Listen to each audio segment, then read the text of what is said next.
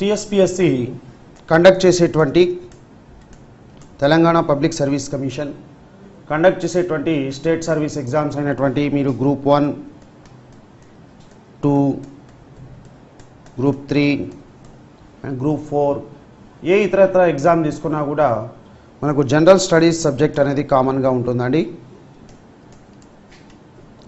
So ఈ general స్టడీస్లో general science మరియు science and technology, that is recent achievements in science and technology అనేటువంటి subject ఉంది. ఈ జనరల్ సైన్స్లో మాకు భౌతిక శాస్త్రము, దట్ ఈజ్ ఫిజిక్స్, భౌతిక శాస్త్రము, రసాయన శాస్త్రము మరియు జీవశాస్త్రము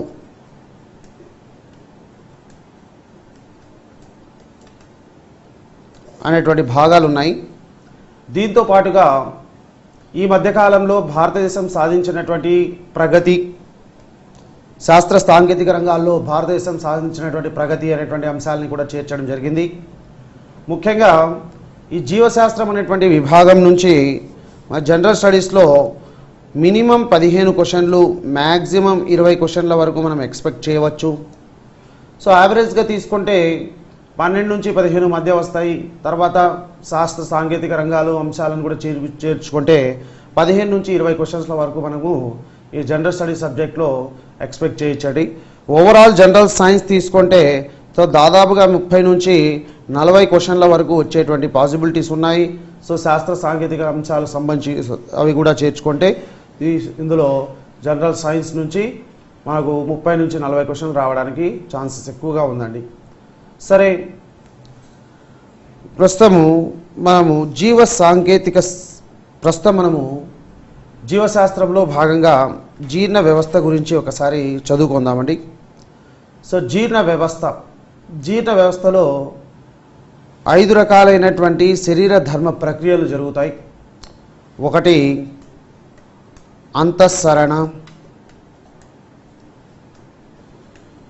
జీర్ణక్రియ,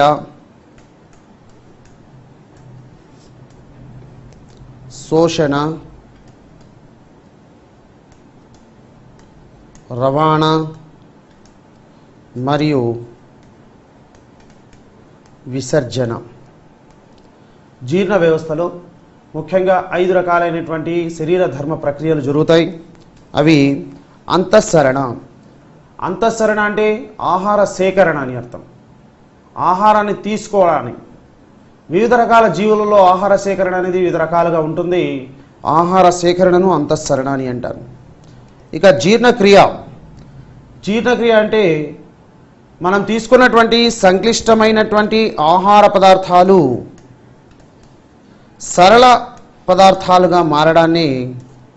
సరళంగా మారడాన్ని జీర్ణక్రియ అని అంటారు. సో మనం తీసుకున్నటువంటి సంక్లిష్టమైనటువంటి ఆహార పదార్థాలు సరళంగా మారడాన్ని జీర్ణక్రియ అని అంటారు. ఈ జీర్ణక్రియ జరగడానికి మన శరీరంలో కొన్ని రకాల రసాయనాలు అనేవి విడుదల చేయబడతాయి. వీటిని ఎంజైములు అని అంటారు. ఫర్ ఎగ్జాంపుల్, మనము వివిధ రకాల పోషకాలను తీసుకుంటాం. పిండి పదార్థాలు ఉన్నాయి. పిండి పదార్థాలు వాటి సంక్లిష్ట రూపాలైనటువంటి మోనోసాకరైడ్లుగా మారతాయి. ఈ పిండి పదార్థాలను మోనోసాకరైడ్లుగా మార్చేటువంటి ఎంజైమ్లను కార్బోహైడ్రేజ్లు అని అంటారు. కార్బోహైడ్రేజ్లు. అదేవిధంగా ప్రోటీన్లు లేదా మాంసకృత్తులు వాటి సరళ రూపాలైనటువంటి అమైనో ఆమ్లాలుగా మారతాయి. ఈ ప్రోటీన్లను అమైనో ఆమ్లాలుగా మార్చేటువంటి ఎంజైమ్లను ప్రోటీయేజ్లు అని అంటారు. అదేవిధంగా కొవ్వులు వాటి సరళ రూపాలైనటువంటి ఫ్యాటీ ఆమ్లాలుగా జీర్ణం చేయబడతాయి. వీటిని జీర్ణం చేసేటువంటి ఎంజైమ్లను లైపేజ్లు అని అంటారు. సో మన జీర్ణక్రియ ప్రక్రియలో సంక్లిష్టమైనటువంటి ఆహార పదార్థాలు సరళంగా మారతాయి. అలా సంక్లిష్ట ఆహార పదార్థాలు సరళంగా మారడాన్ని జీర్ణక్రియ అని అంటాం. తర్వాత జీర్ణమైనటువంటి ఆహార పదార్థాలన్నీ కూడా రక్తంలోకి గ్రహించుకోబడతాయి చిన్న ప్రేగు ద్వారా. ఈ విధంగా గ్రహించుకోబడడాన్ని శోషణ అని అంటాం. రక్తంలోకి శోషించుకోబడినటువంటి ఆహార పదార్థాలు శరీరంలో ఉన్నటువంటి వివిధ భాగాలకు సరఫరా చేయబడతాయి. అలా సరఫరా చేయబడడాన్ని రవాణా అని అంటాం. తర్వాత మనం తీసుకున్నటువంటి మొత్తం ఆహార పదార్థం ఉపయోగించబడదు, అందులో కొద్ది భాగము వ్యర్థ పదార్థంగా మిగిలిపోతుంది. ఆ విధంగా మిగిలిపోయినటువంటి వ్యర్థ పదార్థాలను శరీరం నుంచి బయటకు పంపించబడడాన్ని విసర్జన అని అంటారు. సో ఈ విధంగా మనకు జీర్ణ వ్యవస్థలో 5 రకాలైనటువంటి శరీర ధర్మ ప్రక్రియలు అనేటివి జరుగుతాయి. అంతఃసరణ అంటే ఆహార సేకరణని, జీర్ణక్రియ సంక్లిష్టమైనటువంటి ఆహార పదార్థాలు సరళంగా మారడం, శోషణ సరళంగా మారినటువంటి ఆహార పదార్థాలు రక్తంలోకి గ్రహించుకోబడడం శోషణ, తర్వాత శోషించుకోబడినటువంటి ఆహార పదార్థాలు వివిధ శరీర భాగాలకు సరఫరా చేయబడమే రవాణా. ఇక వ్యర్థంగా మిగిలిపోయినటువంటి ఆహార పదార్థాలను మలము రూపంలో శరీరం నుంచి బయటకు విసర్జింపబడడాన్ని విసర్జన అని అంటాము. ఇక మన జీర్ణ వ్యవస్థ యొక్క నిర్మాణం, మానవుని యొక్క జీర్ణ వ్యవస్థ యొక్క నిర్మాణము చూసామనుకోండి. ఈ జీర్ణ వ్యవస్థను ముఖ్యంగా మనము 2 భాగాలుగా చదువుకోవచ్చు. ఒకటి జీర్ణనాళము,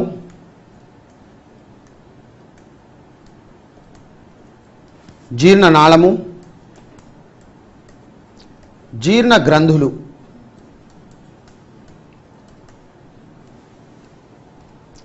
సో జీర్ణనాళము, జీర్ణనాళం అనేది ఒక పొడుగాటి గొట్టం. ఈ జీర్ణనాళంలో ఉన్నటువంటి ముఖ్యమైనటువంటి భాగాలు నోరు, అస్యకుహరం, గ్రసని, ఆహార వాహిక,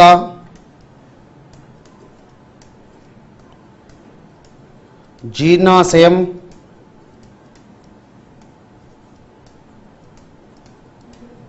చిన్న ప్రేగు,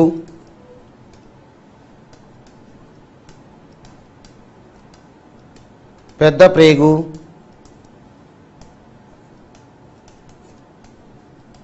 పురీషనాళం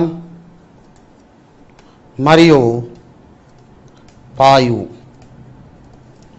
సో జీర్ణనాళం అనేది ఒక పొడుగాటి గొట్టము, నోటితో ప్రారంభమై పాయుతో అంతమవుతుంది. ఇక జీర్ణ గ్రంథులు ఉన్నాయి. జీర్ణ గ్రంథుల్లో ముఖ్యమైనటువంటివి లాలాజల గ్రంథులు,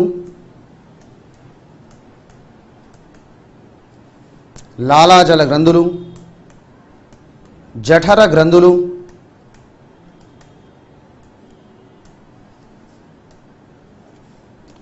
ఆంత్ర గ్రంథులు,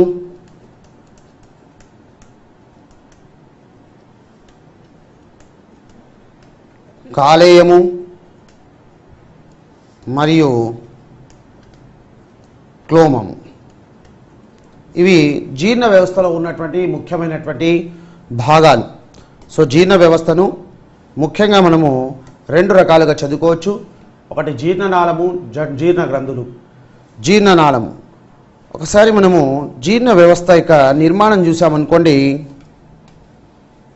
జీర్ణ వ్యవస్థ యొక్క నిర్మాణం చూస్తే జీర్ణనాళము నోటితో ప్రారంభమైంది. ఇది నోరు. నోటి వెలుపల ఉన్నటువంటి భాగాన్ని అస్యకుహరముని అంటారు. ముఖ్యంగా మనకు ఈ అస్యకుహరంలో లాలాజల గ్రంథులు ఉంటాయి. అస్యకుహరంలో లాలాజల గ్రంథులు, నాలుక, దంతాలు, ఈ నిర్మాణాలు ఉన్నాయి. ఇక అస్యకుహరం వెలుపల భాగంలో ఉన్నటువంటి భాగాన్ని గ్రసని అని అంటాము. ఈ గ్రసని ఒక పొడుగాటి గొట్టం మాదిరిగా ఏర్పడుతుంది. ఈ పొడుగాటి గొట్టాన్ని అస్యకుహరం అని అంటాం. ఇది అస్యకుహరము, ఆహార వాహిక అంటాము. ఇక ఆహార వాహిక ఇక చివరి భాగంలో ఒక పెద్ద సంచి లాంటి నిర్మాణం ఉంటుంది. ఈ సంచి లాంటి నిర్మాణాన్ని జీర్ణాశయము అని అంటారు. జీర్ణాశయం. ఇక జీర్ణాశయము చిన్న ప్రేగుగా ఏర్పడుతుంది. చిన్న ప్రేగులో మళ్ళీ మనకు 3 భాగాలు ఉంటాయి.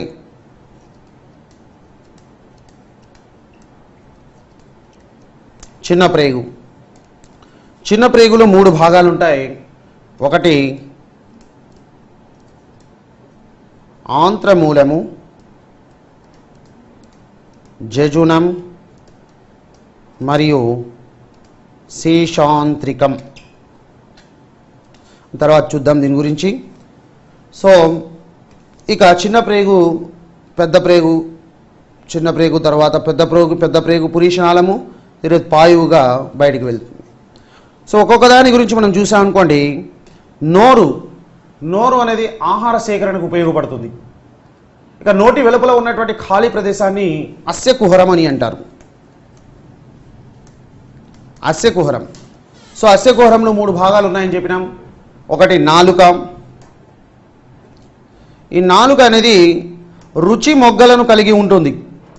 నాలుక రుచి మొగ్గలను కలిగి 4 రకాల రుచులను చూడటానికి ఉపయోగపడుతుంది. తీపి, ఉప్పతనం, చేదు, పులుపు అనేటువంటి 4 రకాల రుచులను చూడటానికి నాలుక ఉపయోగపడుతుంది. ఇక్కడ కారం అనేది ఉంది. ఈ కారం అనేది ఒక రుచి కాదండి. నాలుక పైన అంటే రుచి మొగ్గల పైన జరిగేటువంటి ఒక భౌతికమైనటువంటి చర్యని మనము కారం అని అంటాం. ఇక లాలాజల గ్రంథులు ఉన్నాయి. మానవులలో 3 జతల లాలాజల గ్రంథులు ఉంటాయి. మానవుల్లో 3 జతల లాలాజల గ్రంథులు ఉంటాయి. అదేవిధంగా ఇతర క్షీరదాలలో తీసుకుంటే 4 జతలు ఉంటాయి. 4 జతలు. సో మానవుల్లో ఉన్నటువంటి ఈ లాలాజల గ్రంథుల ఒకటి పెరోటిడ్ గ్రంథులు,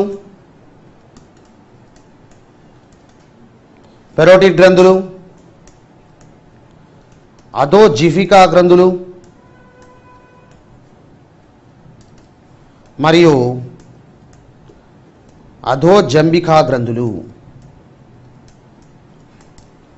పెరోటిడ్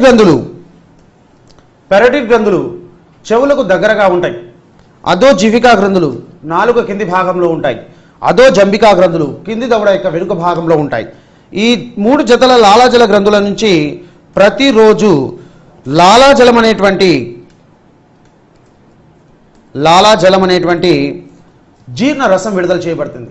దాదాపుగా ఒక రోజుకు 1 లీటర్ లాలాజలం స్రవించబడుతుంది. ముఖ్యంగా లాలాజలంలో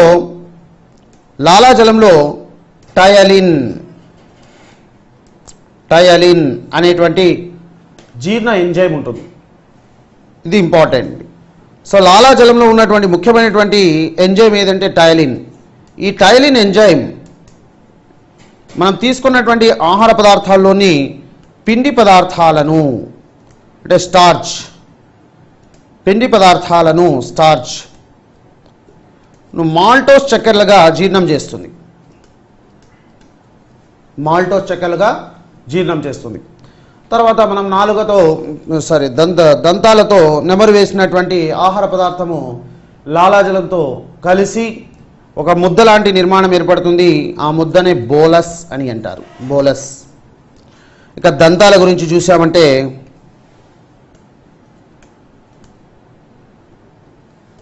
ఈ దంతాల గురించి అధ్యయనం చేయడాన్ని ఒడెంటాలజీ అని అంటారు. దంతాలు ఒడెంటోబ్లాస్టులు అనేటువంటి కణాలతో ఏర్పడి ఉంటాయి. సో దంతాలు గట్టిగైనటువంటి దృఢమైనటువంటి డెంటిన్ అనేటువంటి పదార్థం చేత ఏర్పడి ఉంటాయి. సో దంతాల పై భాగంలో ఒక పల్చని మెరిసేటువంటి పొర ఉంటుంది.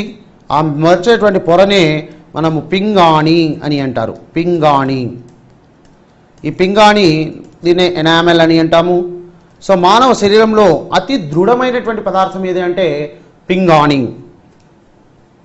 ముఖ్యంగా మానవుల యొక్క దంతాలను ద్వివారదంతి అని అంటారు. ద్వివారదంతి.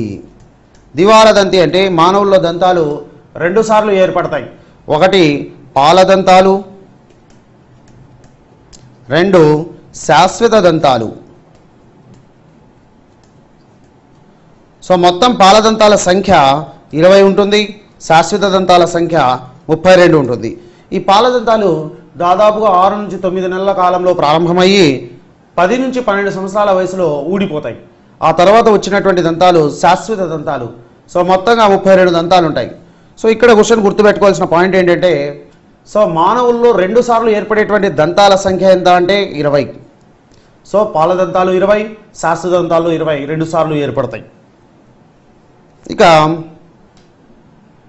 మానవుల యొక్క దంతాల్లో వాటి నిర్మాణంలో వాటి క్రియల్లో వేరువేరు రకాలుగా ఉంటాయి. సో వాటి నిర్మాణాన్ని బట్టి ఆకారాన్ని బట్టి దంతాలను మనము 4 రకాలుగా విభజించవచ్చు.